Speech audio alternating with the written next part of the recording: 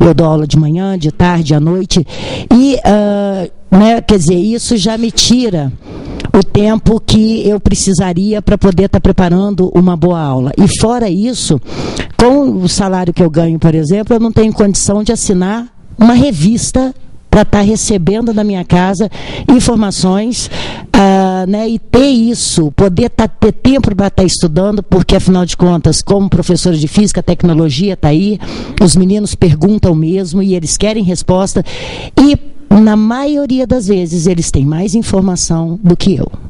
Né, por falta de tempo, que eu não tenho tempo para poder estar estudando, para poder estar lendo, para poder estar recebendo novas informações, por falta de dinheiro para poder ter esse tipo de informação chegando na porta da minha casa, né? Então, quer dizer, a escola tem né, alguns exemplares que ela recebe, mas, quer dizer, junta a questão aí da gente poder estar recebendo informação de aluno para poder estar pesquisando e trazendo para eles.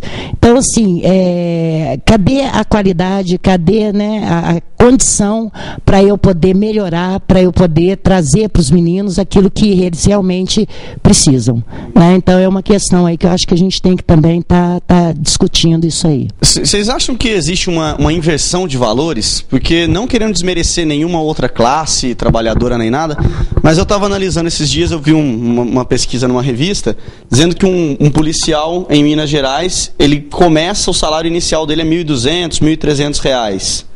O professor está ganhando metade disso, com 20 anos de profissão, que é o caso da Cláudia, que contou pra gente. Não é uma inversão de valores, ao invés de preparar o cidadão para viver em sociedade, eles preferem pagar alguém para prender ele depois? É tão engraçado isso que o policial, para ele ser um policial, ele tem que passar por quem?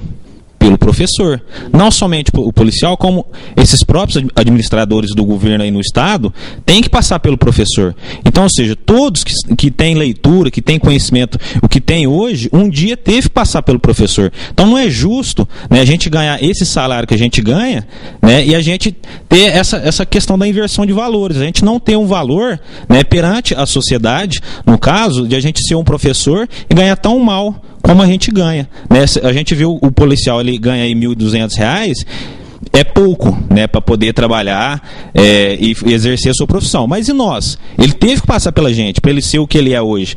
E nós, professores, cadê a nossa valorização perante a esse tipo de coisa, né? Então, infelizmente, o nosso salário, realmente, a nossa luta é pelo nosso piso salarial. Eu acho que é muito importante a gente estar realmente debatendo em cima disso. Só para a gente terminar, eu acho que é importante aquilo que o colega colocou.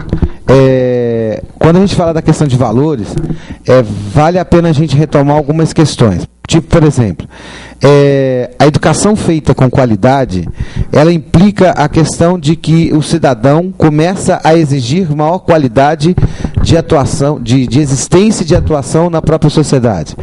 E aí existe uma questão que a gente sabe muito bem, né? Saber é poder.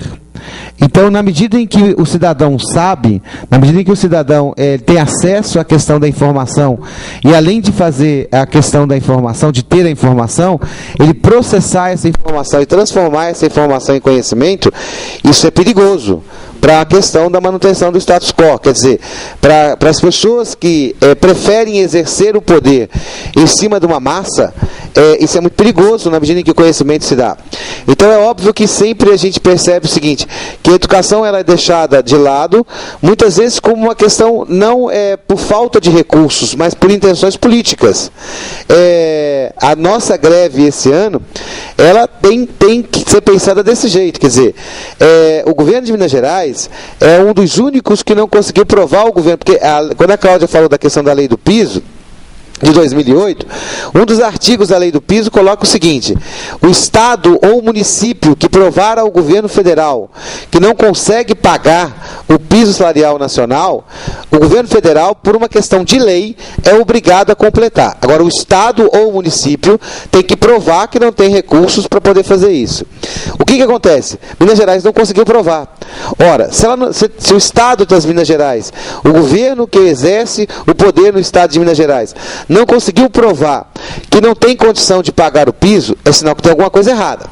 Então, a nossa avaliação é que não é questão financeira. A nossa avaliação é que é questão política. é uma vontade política do Estado de não pagar, porque isso mantém os trabalhadores da educação numa situação precária. E na medida em que você mantém o trabalhador numa situação precária, é óbvio que esse trabalhador não vai ter, como a Rosângela falou, a questão de condições de ampliar as suas possibilidades de atuação na educação. Porque não dá. Assinar um jornal, assinar uma revista, ter acesso à internet, fundamental hoje, é caro, é muito caro. Dizer que dá para fazer isso com o nosso salário, isso é besteira. Tá? Alguns de nós conseguem fazer isso, mas isso tem um preço, porque você abre mão de outras coisas. Tá? E uma outra coisa que a Rosângela também falou, que a gente precisa ter lazer, e a gente não está tendo, porque a gente é obrigado a trabalhar de manhã, de tarde, de noite, de segunda a sexta-feira, e chega no final, é uma outra coisa, né? Nós somos os profissionais que mais levamos coisa para casa para fazer. Então chega no final de semana, você está literalmente esbagaçado. E ainda tem que preparar a aula, tem que corrigir prova, tem que mexer com a burocracia de diário, etc, etc. Então a gente tem um trabalho para ser feito em casa que as pessoas não veem. Acha que a gente chega na escola, dá aula e vai embora. Então está ganhando muito por vocês trabalharem 6 horas por dia. 6 horas por dia dentro da sala de aula. Agora, para estar dentro da sala de aula, o que foi necessário? Como é que foi? O indivíduo teve que estudar? Isso tem um custo. Como é que você vai fazer faculdade? Mesmo que for uma faculdade pública, você tem custo de alimentação, custo de material didático, você tem custo de livro, transporte, etc. E na grande maioria de nós estudamos em escolas privadas. Isso tem custo. Tá? Além disso, a gente tem o quê? A gente tem também o quê? Que está preparando as aulas, o tempo de preparar a aula e o material para preparar a aula. Não pode ser qualquer material. Que nem a Rosângela mesmo falou. A molecada hoje está esperta. Muitas vezes ela tem mais informação do que nós. Então, se ela tem mais informação, qual é o papel da gente? É saber processar essa informação e transformar e fazer com que o menino saiba produzir conhecimento. Eu acho que o aspecto fundamental é esse. Quer dizer, a gente não é um trabalhador que entra na sala de aula e sai no final do horário. A gente é um trabalhador em período integral. De manhã, de tarde, de noite e de final de semana. Então, muitos de nós, por que eu acho que estou falando demais, mas lá vai. Para quem não sabe, no Hospital do Servidor, em Belo Horizonte, existe uma ala que é especializada em doenças psíquicas do trabalhador da educação. É a categoria que tem maior quantidade de problemas psíquicos, são os trabalhadores da educação, principalmente professores. Principalmente professores. Loucos, né? O bicho do trem fica loiro. Tá? Isso é um negócio interessante. Porque, pensa bem, o cara trabalha desse jeito, ganha um salário desse jeito, não tem lazer, não tem acesso à questão de cultura daquilo que é necessário. Como é que ele vai fazer? Ele vai pirar uma determinada hora. Tá?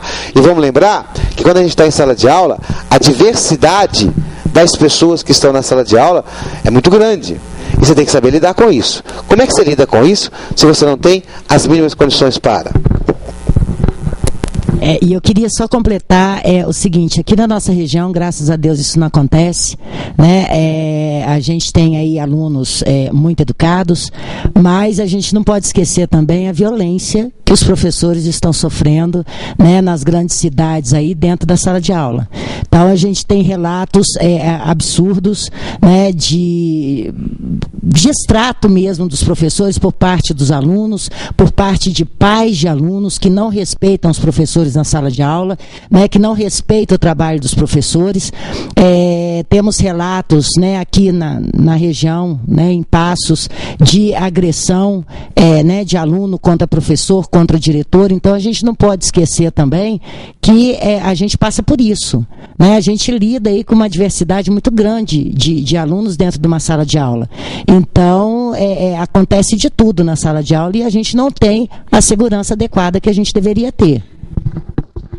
Galera, o papo aqui tá fervendo. Daqui a pouquinho a gente volta no próximo bloco falando mais sobre esse caso da violência na escola, falando mais sobre a greve, falando sobre educação. E você que tem a sua galera aí em casa, quer conversar com a gente? Quer ser ouvido? Envie e-mail para paraisonatv@tv10.com.br ou então telefone pra gente no 3531 4343. Estamos também no Twitter e no Orkut. Procure lá por TV Paraíso. Daqui a pouquinho a gente volta.